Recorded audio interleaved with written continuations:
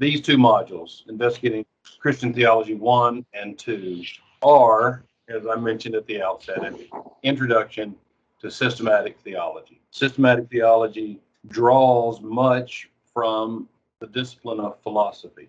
We draw a lot of its terminology. We get a lot of ologies. We organize material. We draw from related philosophical fields, epistemology in particular, with what can be known, how we think about what we can know, and we sort of keep bracketing down. We employ some of those same structures of thought used in philosophy. And philosophy and theology are related yet distinct disciplines, and they often address some of the same issues, think about the same thoughts, as it were. They come at them in different ways, maybe with different ends. For example, historically, philosophers have dealt with the existence of God, creating arguments to support the existence of God, or in some modern philosophers, even at times, thoughts about why there is not a God.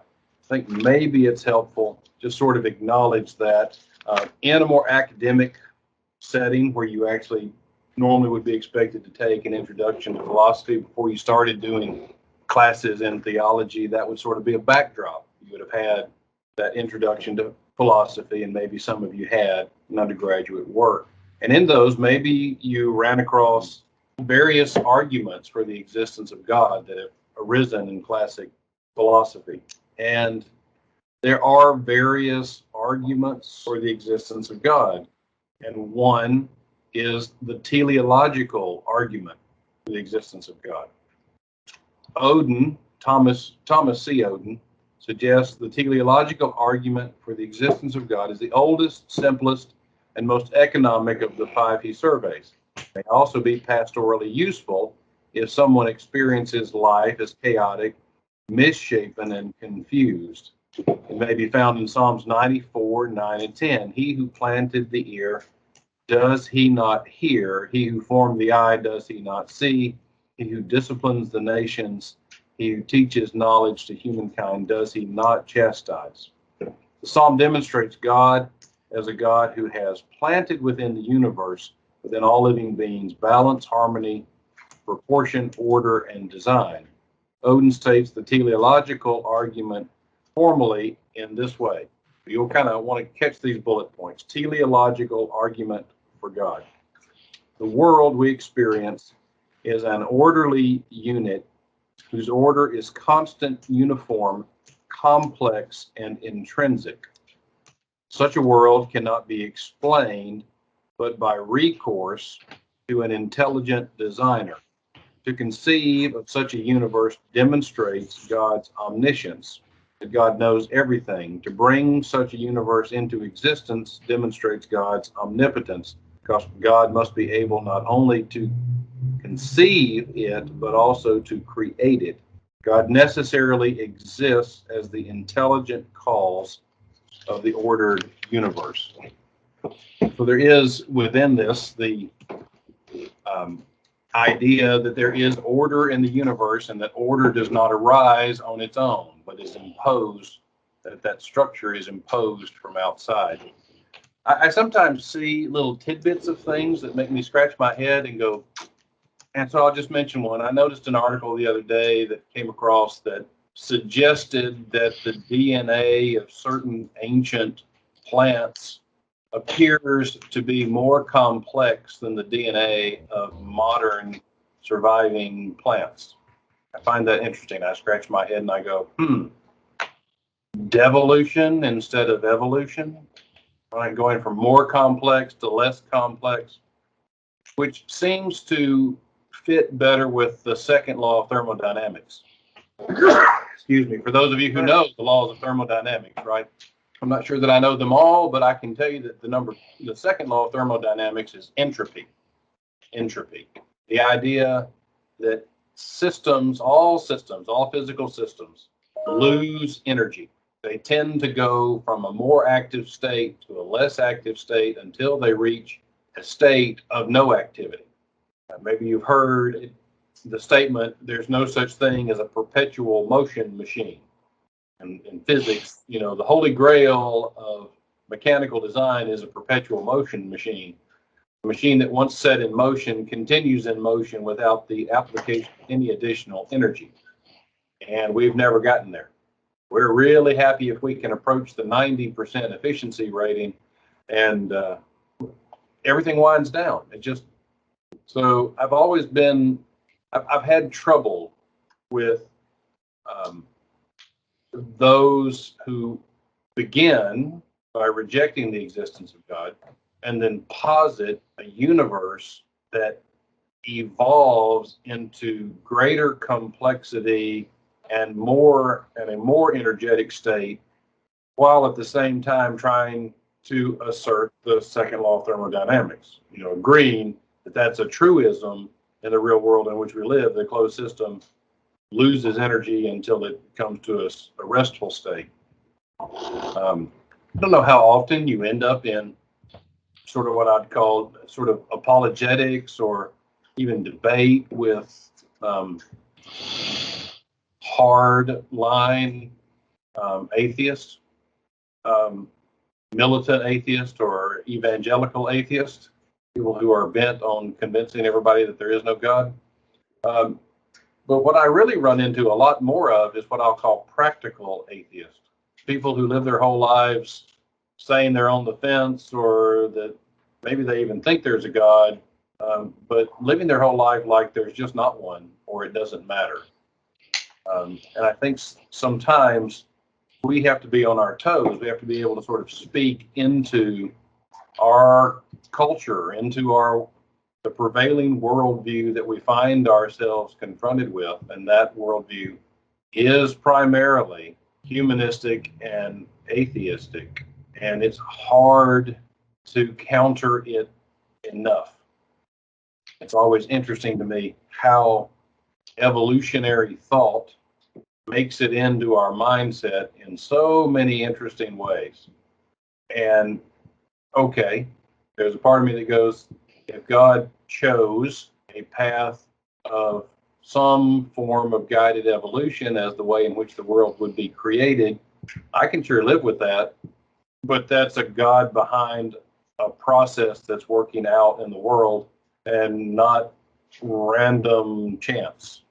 I think that C.S. Lewis was ultimately convinced that there must be some kind of God, came to the sort of intellectual understanding of what he would have called theism, based on the idea that if what's going on inside of your skull is the random motion of atoms in a sea of random events in the midst of a random universe of matter colliding with matter, producing random forms, then everything that you think is meaningful is meaningless because it's all random. And I think he found that horribly unsatisfying intellectually. It appears that what we think matters and what we do matters. And how would we even think, right? I mean, that's this whole understanding of one of the ways in which you arrive at there's some kind of God is derived from order in the universe. I think the modern phraseology that we hear maybe most often is intelligent design, and that does seem to be what we understand. There is no design without a designer. So the teleological argument for God rests upon those principles. And then there are other arguments for the existence of God, some of which are based on human nature. This argument generally focuses on the human mind in particular. Teleological arguments tend to focus on animal behavior or even inanimate objects, but the argument based on human nature centers on the complexity of the human being. And this argument assumes we can trust our reasoning capacities not to deceive us. Human reasoning begins, Odin declares, with a fundamental trust in its own power of reasoning. Maybe you remember or maybe you don't remember, depending upon whether or not you had an intro to philosophy class, but you might remember that Rene Descartes comes to the great assertion, I think, therefore I am. Cogito ergo sum. I think, therefore I am, which is sort of the base final reduction within his mental processes that he can come up with, that he may not can trust anything else, but he can know that he's thinking, and because he's thinking, he must be. Kind of gets down to a very base principle. Well, if we have that ability to think, if we have intelligence, where did the intelligence come from? There's simply no suitable answer, but that it must come from God. Intelligence did not emerge in an evolutionary fashion, as some claim. It exists in humankind because it has been implanted within men and women by a God of infinite intelligence. Odin writes, it is implausible to hypothesize a spontaneous emergence of intelligibility for such a massive order of intelligible events and beings. I mean, I guess what I would say is, for one to believe that the complexity that is the human psyche just happens through some random series of events, no matter how many random series. I mean, the problem with randomization, anybody in here a probability person, statistics, anybody ever study statistics, right? What happens when you randomize on a random seed is you increase randomness, right? The problem, I'm sorry, this is database kind of theory stuff, but if you randomize based on a sequential seed, meaning if you say, I want to pick a random number between 1 and 10, I want to pick a random number between 10 and 20, I want to pick a random number between 20 and 30. See, there's an order to that seed. You start with something that's ordered and you randomize off of it. What you find is that randomization will inevitably show some form of sequential progression. However, if you randomize on a randomized seed, you end up with increased randomization. You don't ever end up with a pattern. So the idea that, well, this random event led to this random event, led to this random event, or this series of random events produce something that's non-random is completely counter to mathematic theory. Because every random event means more randomization, means a less predictable outcome. Not a more predictable outcome, but a less predictable outcome. So even, quite frankly, even 30 years ago, the prevailing science would have embraced something known as IDIC.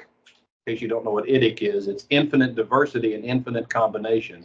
The idea that the material universe was in fact infinite, and therefore infinite random occurrences were in play so that any occurrence had some probability. That's how this works, right? Infinite diversity and infinite combination produces us as one of the infinite combinations. And the problem is that, again, it defies the laws of probabilistic statistics, because the more diversity, i.e. infinite diversity, produces infinite randomization, which does not produce coherent anything, just more randomness. Now, take those things into account, and what's the likelihood that a series of random events is going to produce a thinking creature? They're pretty low. So for the people that believe that we're here by chance, I end up thinking that they have a lot more faith than I do. They're willing to suspend their disbelief in a way that I'm not, in a way that goes against really what we have identified as the laws of the physical world. Those things would be winding down, not winding up.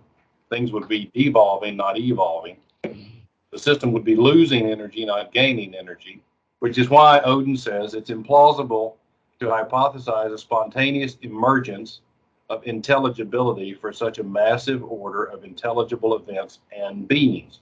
You just don't throw letters of the alphabet up in the air in your backyard 50 billion times and out falls Shakespeare.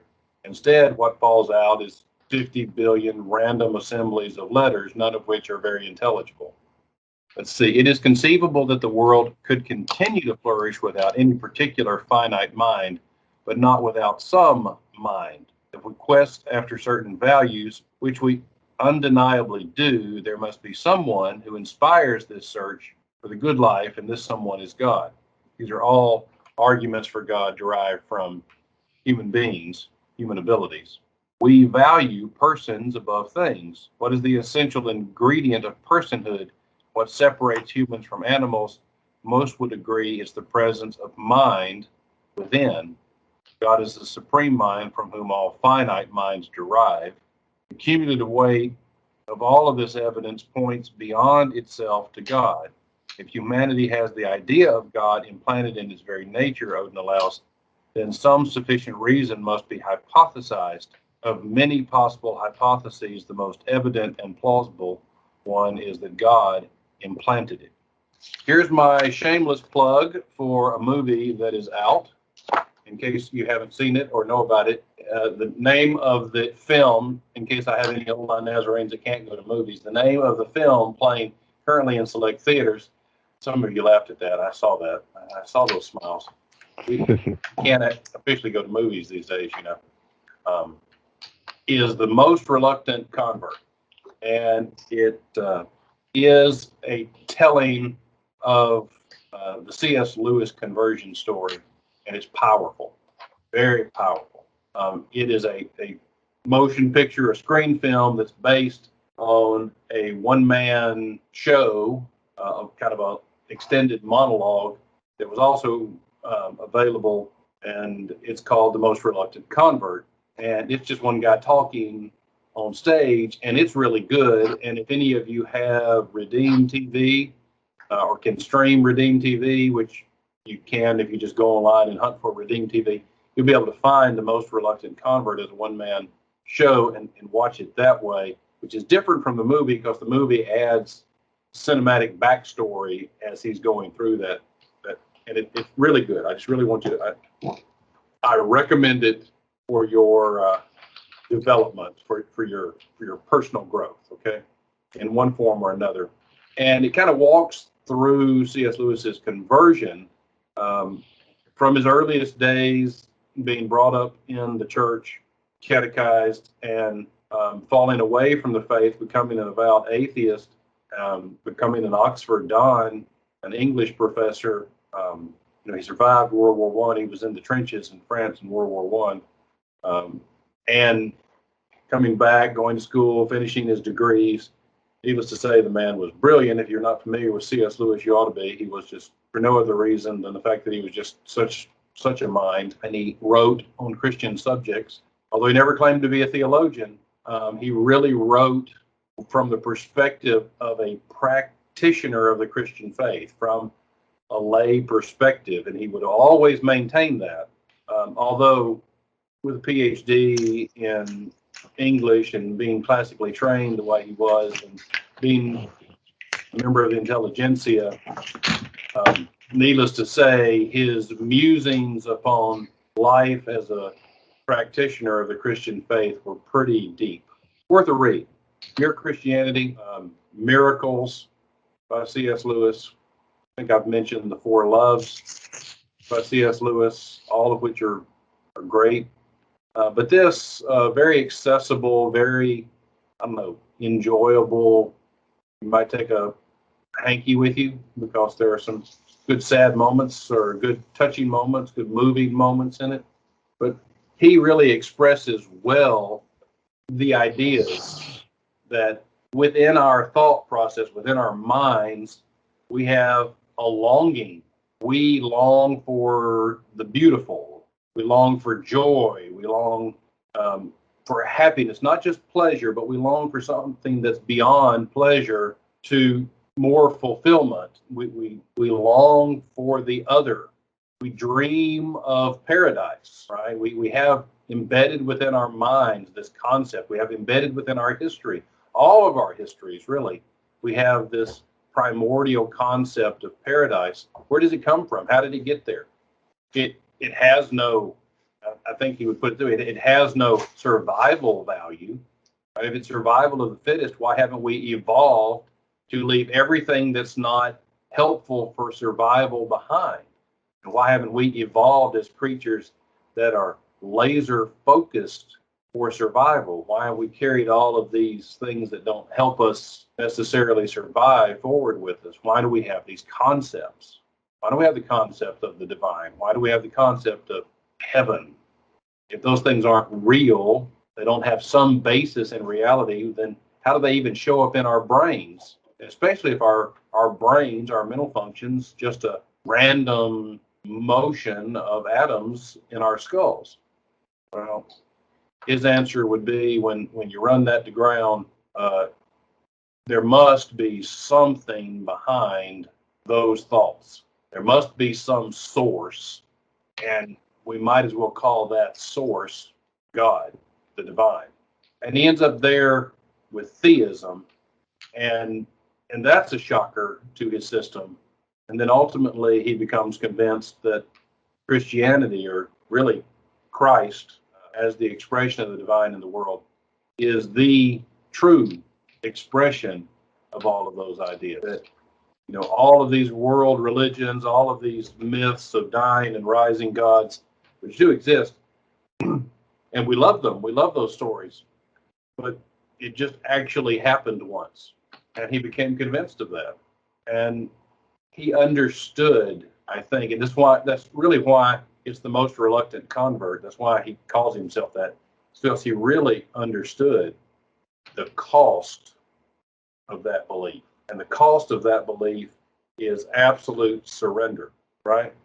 There is a God, and if that God is personal and has come into our world to reveal the truth of God to us in Jesus Christ, that's a God that's involved in our world, involved in our lives.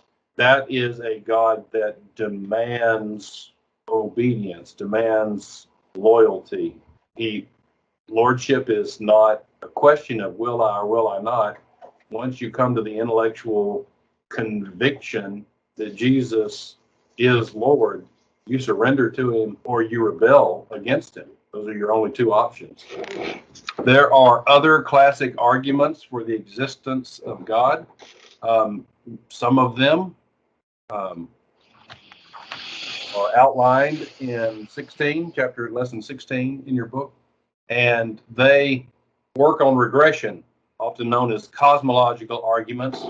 If every effect has a cause, then you just keep following the effects and their causes backwards to an ultimate source of the first cause, right? And what are you left with? Well, you're left with God, the first cause. If things move, if things are change, right? Something moves something else. Well, then you keep working backwards to what moved what until you get to the first mover.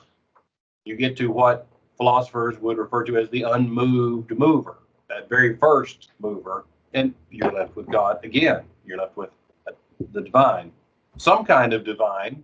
We might not, from those kinds of arguments, be able to really define the nature of that divine, but all of those point to the existence of a divine being. Arguments to take into account morality, religious experience, and beauty are discussed. The great German philosopher of the Enlightenment disagreed with all the classic arguments for the existence of God except the moral argument. Kant wanted to know only two things: the starry skies above and the moral law within. Kant believed the maintenance of morality was essential to prevent the social and intellectual fabric from unraveling. And just back that up. There is a moral order. Where do we derive that from? Ultimately from a divine lawgiver. And so again, we're back to a God. And then there is the ontological or argument, or Anselm's discovery, the ontological for argument for God. So Anselm, sometimes referred to as Saint Anselm, lived from 133 to 1109, stated the ontological argument with force and precision such that it is sometimes called Anselm's discovery. It began with the definition of God, that is, that than which nothing greater can be conceived. Catch that? God is that than which no greater can be conceived. Anselm believed our minds were capable of thinking of a perfect being. The being Anselm had in mind was necessarily greater in power, wisdom, and goodness and sheer being than anything we could conceive. Hence, his definition of God is that than which nothing greater can be conceived. If we accept this definition, God's existence necessarily must follow. We say the absolutely perfect being who is fixed firmly in our minds does not exist. How can we continue to say that this being is absolutely perfect? How would our brains ever even come to think of such a thing unless such a thing could actually exist? If we say the absolutely perfect being who is fixed firmly in our minds does not exist, how can we continue to say that this being is absolutely perfect? The very definition of God is that than which nothing greater can be conceived implies his real existence.